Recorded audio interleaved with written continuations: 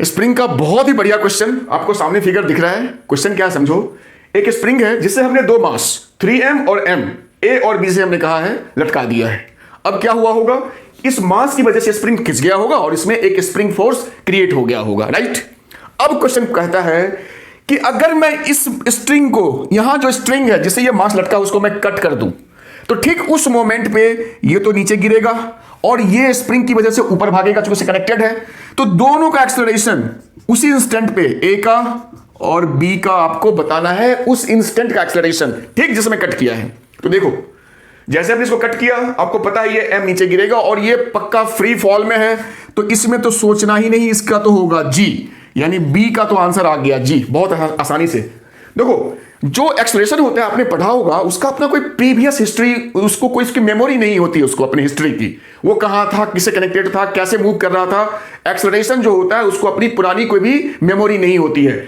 यहां पे हमने कट किया, ये नीचे गिरेगा फ्री फॉल में, तो ये जी से गिरेगा, इसकी कहानी खत्म। सारा खेल होना है 3m पे।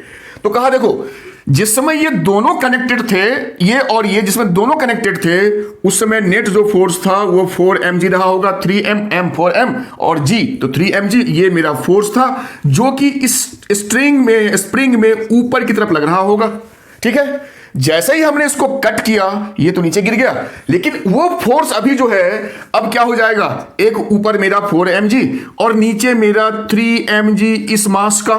तो उस केस में जो मेरा नेट फोर्स होगा 4mg माइनस 3mg, ठीक है। तो ये दैट इज इक्वल्स टू इसका मास इनटू इसका एक्सेलरेशन, इस वाले मास का।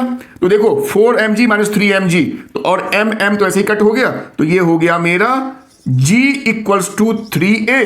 तो a जो हो गया एक्सेलरेशन वो सीधा आपका g/3 हो गया इस वाले मास का। तो ये मेरा आंसर g/3 यही था इसका आंसर।